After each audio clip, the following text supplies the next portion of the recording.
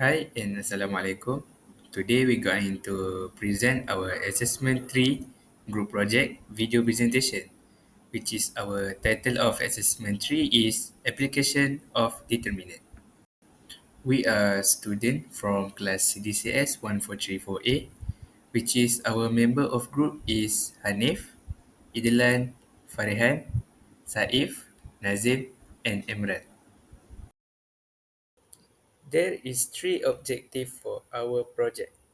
Firstly, we explain about determinant and Cramer's rule. Second, we applying determinant and Cramer's rule in daily life problem. And lastly, we solve the problem by using Cramer's rule. Introduction. Determinant is a function which has an input a matrix and output is a real or a complex number that is called the determinant of the input matrix. The determinant of a matrix A is commonly denoted determinant in bracket A or A. The determinant is the scalar value associated with a matrix. Every matrix has a unique value of the determinant.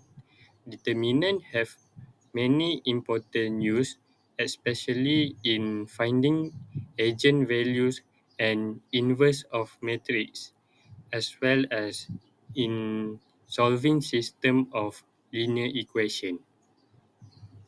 I will talk about Cramer's rule.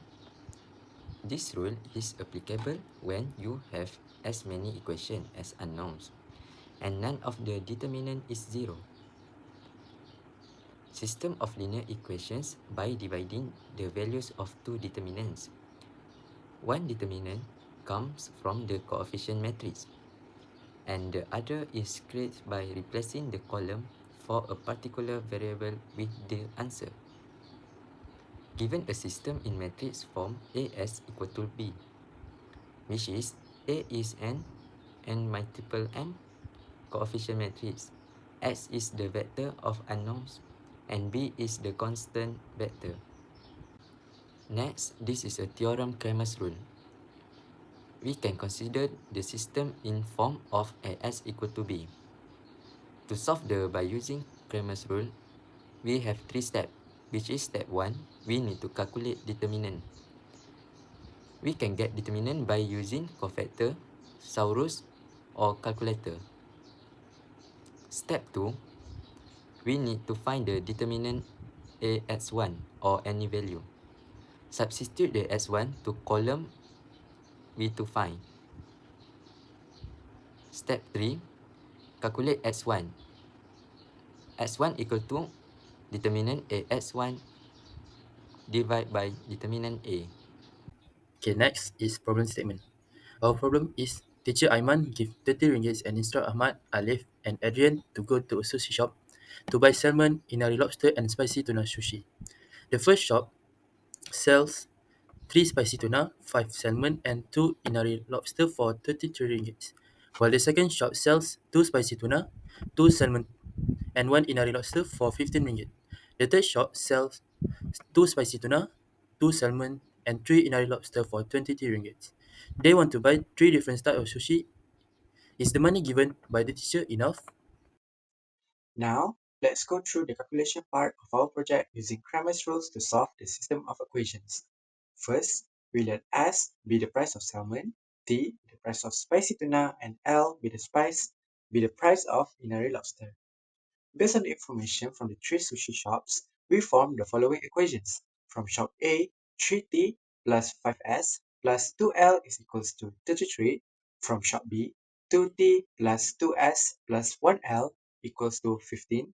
And lastly, from shop C, 2t plus 2s plus 3l is equals to 33. Next, we apply Cramer's rules, which uses the formula t equals determinant of dt over determinant of d, S equals determinant of ds over determinant of d, L equals determinant of dl over determinant of d. So the first step is to find the determinant of d, which is the determinant of the coefficient matrix. Our coefficient matrix based on the coefficients of t, s, and l is, for the first row, 3, 5, 2, second row, 2, 2, 1, and the third row, 2, 2, 3. Now, we find the determinant of this 3 times 3 matrix. We use the first row to expand. So, determinant of D is equal to 3 times 2, 1, 2, 3 minus 5 times 2, 1, 2, 3 plus 2 times 2, 2, 2, 2. Now we solve each 2 times 2 determinant. First, 2 times 3 is 6 minus 2 times 1 is 2. So 6 minus 2 is 4. Multiply that by 3, we get 12. Second, same value again. 6 minus 2 is 4 multiplied by negative 5, we get negative 20. Third, 2 times 2 is 4 minus 2 times 2 is 4. So 4 minus 4 is 0. Multiply by 2, we get 0. Now we put everything together. 12 minus 20 plus 0 is equals to negative 8. So the determinant of the coefficient matrix D is negative 8. Now let's continue with step 2. To get determinant dt, first we need a new matrix which is 13, 3, 5, 2, 15, 2, 1, 23, 2, 3. So we find the determinant using cofactor expansion along the first row shown on the screen. Let's calculate each minus. 2 times 3 minus 2 times 1 is 4. 15 times 3 minus 32 times 1 is 32. 15 times 2 minus 23 times 2 is equals to negative 16. So let's plug them back into the equation and we will get the determinant of dt is negative 10. Let's move to step 3. Let's find, we replace the second column of the coefficient matrix with 33, 15, and 32. So the new matrix becomes 3, 33, 2, 2, 15, 1, 2, 33, 3. So we expand along the first row again, and let's calculate the each remainder. 15 times 3 minus 23 times 1 is equal to 22. 2 times 3 minus 2 times 1 is equals to 4. 2 times 23 minus 2 times 15 is equals to 16. When we plug the numbers back in, we will get the determinant of ds is negative 34. Now, let's continue with step 2. To get determinant dt, first we need a new matrix which is 13, 3, 5, 2, 15, 2, 1, 23, 2, 3. So we find the determinant using cofactor expansion along the first row shown on the screen. Let's calculate each minus. 2 times 3 minus 2 times 1 is 4. 15 times 3 minus 32 times 1 is 32. 15 times 2 minus 23 times 2 is equals to negative 16. So let's plug them back into the equation and we will get the determinant of dt is negative 10. Let's move to step 3. Let's find, we replace the second column of the coefficient matrix with 33, 15, and 32. So the new matrix becomes 3, 33, 2, 2, 15, 1, 2, 33, 3. So we expand along the first row again, and let's calculate the each remainder. Okay, for the next, we need to find determinant of L.